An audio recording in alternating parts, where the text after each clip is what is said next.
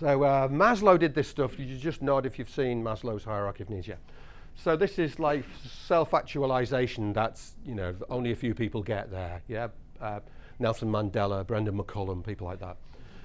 Most of us are down here somewhere, and it says you're not going to be interested in you're not going to be interested in anything until you've got a house and some shelter and some food, and then you're going to be interested in safety and security, and then feelings of belonging and esteem and stuff. And it's a good model, and it's absolutely right.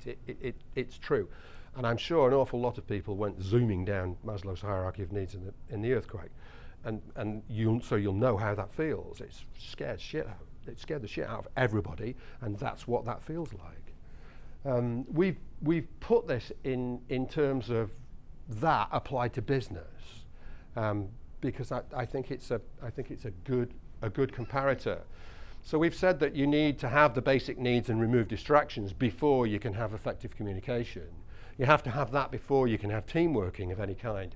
And you have to have that before you can have high-performing team working, and you have to have that before you can deliver successful complex projects, like replacing Ferrymead Bridge, yeah, which has now taken longer than the Second World War.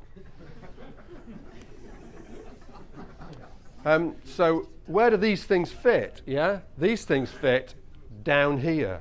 So the common daily behaviours of knowledge workers in businesses are meetings and phone behaviours and email etiquette. Email is a very bad form of communication, and there are people in the room who I've been measuring how often they respond to my emails, and you know who you are, yeah.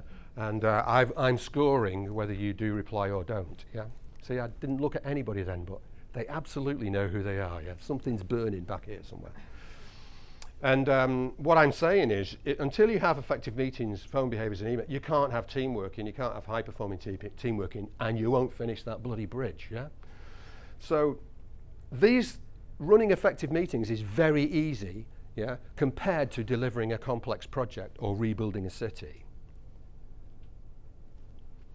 Having good phone behaviours, I'll respond to everybody within 24 hours, having a good email etiquette, I'll respond to you within 12 hours or whatever, is very, very easy. It's very easy to do, yeah? Those things are easy to do. But people dive in and say we're going to be a high-performing team when everybody knows they're not, yeah? Because the meetings start late, nobody closed out their actions, you know, somebody's bullshitting, you know, last time everybody said they'd do this and they still haven't done it. You know, nobody's put in names next to actions. They just put in actions as if, you know, like, you know, Michael McIntyre's wife, you know.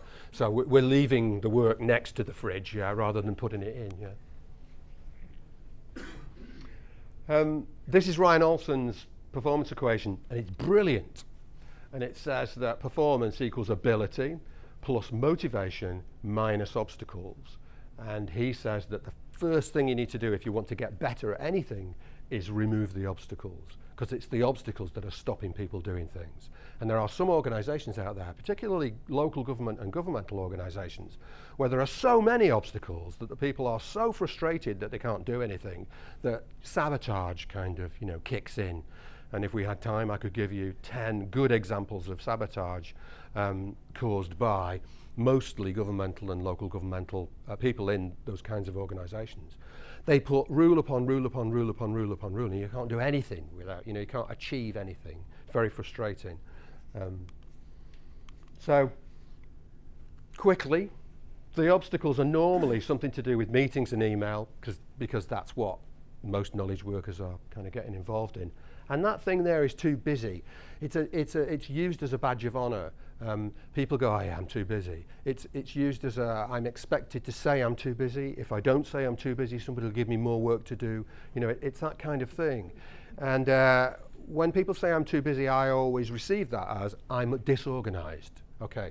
Oh, well, if you're too busy, maybe you should go down a level or 2 levels, you know, so that you can actually do that job down there. Because if you're too busy now, that means you're not doing your job properly. Probably letting a lot of people down. No, that's not my rationalisation. No. Okay, have to think about that. Ability, certainly in projects, is very high technically, so that you get people who are massively overqualified, university degree after university degree. And in terms of leadership ability, that's very low generally in projects, in, you know, So leadership ability low, technical ability high. People who are very technically able get promoted up into leadership positions and then cause all kinds of havoc because they don't know how to talk to people. And you need to get yourself introduced somehow to behavioral science to think about motivation. Because motivation is about creating an environment where people want to do the right thing. And the great leaders, that's what they do. So they don't have diaries full up of appointments. They have diaries that are nearly almost free. Yeah, 40%, the guy that I used to work for, that I've got a video of him in a bit, used to say 40% diary time. Because if you're a leader, then there are people taking lots of ad hoc time, your ad hoc time. In fact, you could measure it tomorrow. You could, every time something happens that you didn't expect, you could go, oh yeah, I didn't expect that, so that's ad hoc. So this is taking 2 hours of my time, and that wasn't planned, so that means 2 hours of, what day is it tomorrow? Thursday. So a quarter of my day tomorrow was ad hoc time, so I need to take a quarter out. And a chief exec, somebody I was coaching in the UK, she found that there was something like 60% of her time was ad hoc, so she only put 40% appointments in her diary. That way she wouldn't be letting anybody down. Because the people that get let down when leaders put too much in their diary and then do lots of ad hoc things are the people below them, not the people above them. And it's the people below them that create the wealth. It's the people below them that make them successful. And yet they're the people that get let down when diary time is kind of screwed up. I mean, I'm lecturing intelligent people that you should keep a diary and manage your time properly. I can't believe it. You can't believe it either, can you? I mean, if you were any good, you wouldn't be smiling as much as you are now.